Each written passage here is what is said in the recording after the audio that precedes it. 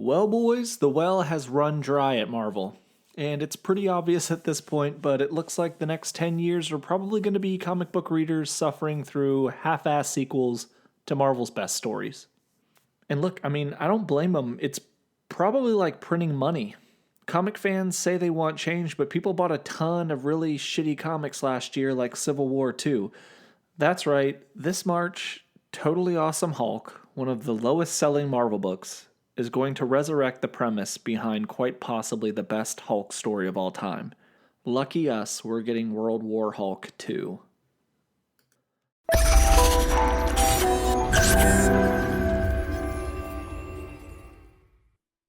For those of you who have never read the original Planet Hulk and World War Hulk, you owe it to yourself to go back and read those books. You can pick them up in trade paperback, and they are a fantastic $5 to $10 investment, or however much it's going to cost you to buy them off Amazon. They're absolutely some of the best Hulk stories ever written, and World War Hulk is one of my favorite comic books that's ever been written. It is so absolutely cool. So let's take a look at the premise for World War Hulk 2. To survive on the savage world of Sakaar, Amadeus Chow was forced to unleash his darkest impulses. Returning to Earth, now the Hulk is at the wheel, and it's a more unpredictable, more unconquerable Hulk than any we've ever seen before. Bullshit. The heroes of the Marvel Universe must intercede as the formerly totally awesome Hulk begins to carve his own path across the world, and it's not at all the exact same as last time. Okay. So basically, Amadeus Chow is going to be the bad guy. I'm not going to call Amadeus Chow Hulk because he isn't the Hulk. He's a gamma-infested Amadeus Chow. This is kind of the same problem a lot of people have with Miles Morales. Miles Morales is Spider-Man, except he isn't really Spider-Man because when everybody thinks of Spider-Man, you think of Peter Parker. If Miles Morales was truly Spider-Man, people would just say Spider-Man. Instead, they say Miles Morales. Give him a new name. It's not the same character, and he's confusing to casual readers.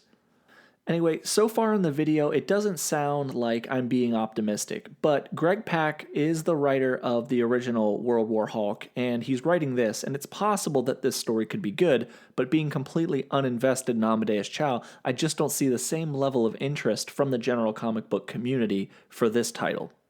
Especially considering the way Marvel's current titles have tend to focus more on political topics rather than telling decent stories, this is probably going to be a book that sells a decent amount of its first issue and then drops off significantly.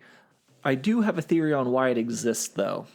I don't really know if it's a theory as much as it is pretty much exactly what's probably going to happen. See, Hulk has been teased as coming back in the weekly story Avengers No Surrender recently, so my theory is simple. The comic community isn't reading Hulk comics right now. No one cares about Amadeus Chow as the Hulk, so what better way to bring back the original Hulk, Bruce Banner, than to have him fight Amadeus Chow for the title of current Marvel Hulk?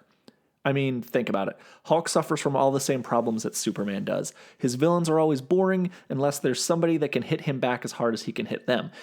Giving him another character with power equal to his own kind of solves the problem. Maybe Amadeus Chow ends up being a villain for a bit. Hulk beats Amadeus Chow, comes back to replace him in his own book, and it gives Marvel a chance to do the one thing they love to do more than anything else: relaunch a comic book. So you can look forward to Hulk Volume 72 starting this fall. Honestly, while we're at it, why not bring back the Sentry? And yes, I'm being serious. I do like the Sentry. Bring him back. Make him do something crazy. You're welcome, Marvel. I've done all of your work for you, or at very least figured out what you're planning, so you can pretty much take this to the bank. Now is the time in the video when people tune out, but don't! Instead, let me know down in the comments what you think of this story. Are you excited, or is this just another storyline that Marvel is going to drain dry? If you like this content, please like and subscribe. Every YouTube content creator says this, but without your help, we will eventually dry up like Marvel's new idea pool. Also, please check out our Patreon page to support the channel. It's super cheap, and almost all of our rewards get you involved directly with content creation for this channel. Thanks again, and remember the motto, comics over everything.